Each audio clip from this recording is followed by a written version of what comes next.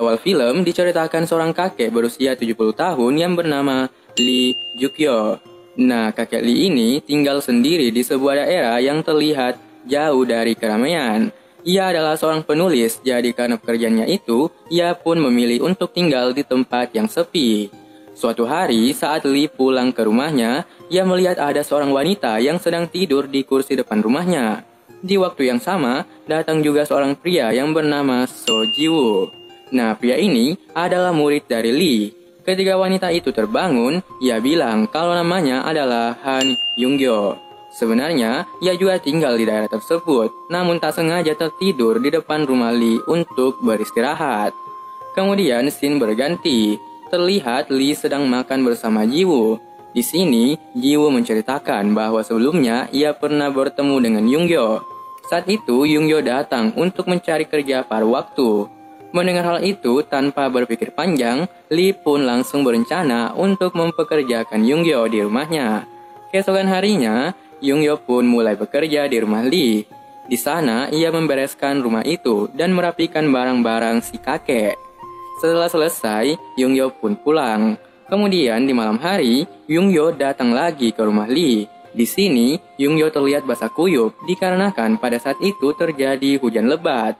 Yunggyo yang kedinginan meminta izin ke Lee agar ia dapat menginap di rumah itu. Yunggyo mengaku tak dapat pulang ke rumahnya karena ia sedang ada masalah dengan orang tuanya. Tanpa berpikir panjang, karena kakek merasa ini adalah hal yang mantap, Lee pun mengizinkan Yunggyo untuk bermalam di rumahnya. Lee juga menyuruhnya untuk berganti pakaian. Keesokan harinya, di saat terbangun, Lee kaget melihat Yunggyo yang ada di dekatnya. Nah, di sini, Lee pun melihat ada tato di dada Yunggyo. Tapi bentuk tato itu belum terlihat jelas. Namun, yang pastinya si kakek ini bukan cuma merhatiin tato itu. Merhatiin apa ya? Tapi pas lagi asik-asiknya liatin Yunggyo, tiba-tiba si Ji-woo datang. Lee pun langsung bergegas bangun menuju ke meja kerjanya. Di saat itu, Ji-woo melihat Yunggyo yang sedang di rumah Lee. Ji-woo pun kaget karena masih pagi sudah ada Yunggyo di rumah itu. Nah, setelah itu, Ji-woo pun memperingatkan Lee untuk sedikit menjaga jarak karena Yunggyo masih gadis SMA dan umurnya terpaut sangat jauh olehnya. Keesokan harinya, Yunggyo pun mengajak Lee untuk membuat tato di dadanya. Lee pun nerima-nerima aja. Saat lagi dibuatin tato, tiba-tiba seperti ada yang menempel yang seketika membuat itu Lee terbangun. Lee yang merasa nyaman pun berhayal tentang dirinya yang kembali muda dan membayangkan bercocok tanam bersama Yunggyo. Setelah selesai membuat tato, Lee pun kembali ke tempat kerjanya dan mencoba menulis cerita tentang dirinya dan Yunggyo. Kemudian, scene berpindah ke Ji-woo.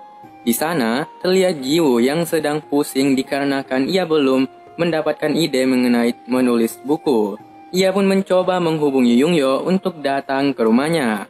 Kira-kira mau ngapain ya? Singkat cerita, Yunggyo pun sampai di rumah Ji-woo. Di sana, Ji-woo langsung marah-marah kepada Yunggyo. Ji-woo memaksa Yunggyo untuk menjauhi Lee. Yunggyo pun berkata bahwa ia tak pernah berbuat apa-apa dengan Lee. Malahan Lee sendiri yang selalu menyuruhnya datang ke rumahnya. Keesokan harinya, Yunggyo pun kembali bekerja di rumah Lee. Di saat ingin memindahkan meja kerja Lee, tiba-tiba Ji-woo datang dan tidak mengizinkannya. Ji-woo pun mencoba menarik Yunggyo, namun akibat hal tersebut, meja kerja Lee pun terjatuh dan menumpahkan seluruh isi yang ada di dalam laci itu. Di sini, Ji-woo pun melihat isi laci meja kerja Lee. Ji-woo melihat tulisan yang baru saja dibuat Lee. Ternyata tulisan itu adalah cerita cinta yang pernah Lee bayangkan bersama Yunggyo. Di malam hari, Ji-woo mencoba membaca semua cerita yang ditemukan di meja kerja Lee. Setelah membaca semua cerita itu, ia pun terharu karena cerita itu begitu menyentuh perasaannya. Kemudian scene berganti ke Lee dan Yunggyo yang semakin dekat. Mereka selalu jalan-jalan bersama, makan bersama, pokoknya mereka benar-benar mesra gitu. Suatu hari, di saat Lee berada di rumahnya, datanglah seorang pria yang sedang mencari Ji-woo. Ia berkata bahwa muridnya itu telah membuat cerita yang indah. Cerita itu kini sudah rilis dan mulai banyak terjual. Orang ini pun menceritakan bahwa cerita yang dibuatnya itu diberi judul Yungyo. Mendengar hal tersebut, Lee pun kaget dan bergegas masuk ke rumahnya. Ia pun memeriksa tulisan yang pernah ia buat. Di saat membuka tempat penyimpanan tulisan itu, ternyata tulisannya masih ada di dalam sana. Ia pun bergegas pergi ke toko buku untuk melihat tulisan hasil karya Jiwoo. Setelah membaca buku itu, ia sangat kaget karena isi buku itu sama persis seperti tulisan yang pernah ia buat. Kini, ia pun menyadari bahwa murid kepercayaannya telah mencuri karya yang telah ia buat. Keesokan harinya, Jiwoo pun datang ke rumah Lee. Jiwoo yang membuatkan teh untuk Lee dikagetkan melihat buku yang telah ia terbitkan ternyata sudah dibaca oleh gurunya. Setelah itu, Lee pun sangat marah kepada Jiwoo dikarenakan Jiwoo telah mencuri ceritanya. Lee mengatakan bahwa tulisan itu ia buat hanya untuk dirinya sendiri. Namun Jiwoo malahan melawan seakan mencari keuntungan dengan bilang bahwa tulisan itu sangat indah. Sangat disayangkan bila tulisan seindah itu tidak diterbitkan. Lee pun menjadi sangat marah, kemudian mengusir Jiwoo serta melarangnya untuk datang lagi ke rumah itu. Di musim salju, saat Lee sedang di rumah, tiba-tiba Yungyo datang ke rumah Lee untuk mengucapkan selamat ulang tahun karena pada hari itu hari ulang tahunnya. Di malam hari, saat Lee dan Yungyo sedang merayakan ulang tahun, tiba-tiba Jiwoo datang. Ia pun mengucapkan selamat ulang tahun, memberikan hadiah kepada Lee. Kemudian Jiwoo pun pamit pergi.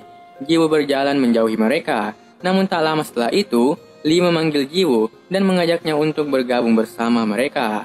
Nah, mereka pun berpesta dengan makan dan minum-minum bersama.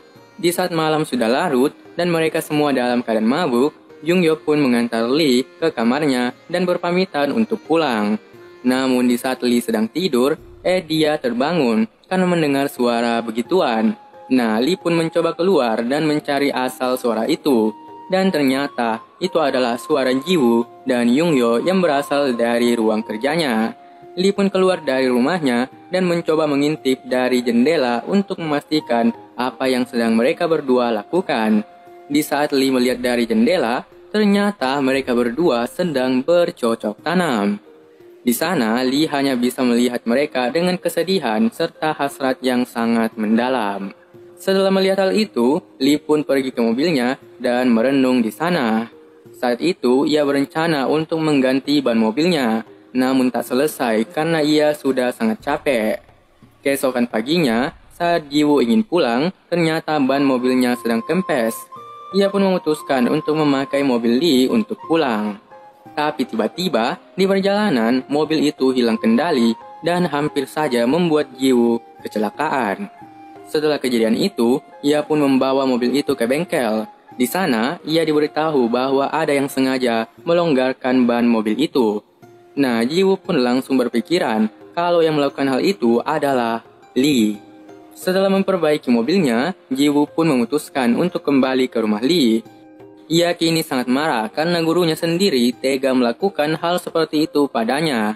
Tapi tiba-tiba di perjalanan, Jiwoo mengalami kecelakaan yang membuat ia meninggal dunia.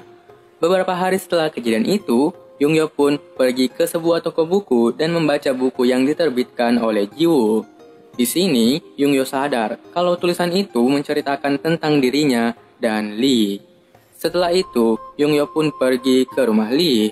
Di sana, ia melihat banyak botol minuman, makanan busuk, dan rumah itu tampak sangat berantakan. Yungyo pun memeriksa ruang kerja Lee.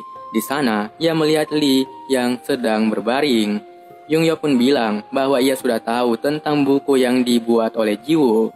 Yungyo pun berbaring di sebelah Lee dan bercerita tentang saat pertama mereka bertemu dan mengingatkan semua masa lalu yang telah mereka lalui bersama. Namun, Lee tetap diam dan tidak merespon sama sekali. Yungyo pun berterima kasih kepada Lee karena sudah membuat cerita tentang dirinya. Ia juga berpamitan karena ini adalah kali terakhir mereka bertemu. Yungyo pun bilang bahwa ia tidak akan kembali lagi ke rumah itu. Lee yang mendengar hal itu hanya tetap diam, kemudian meneteskan air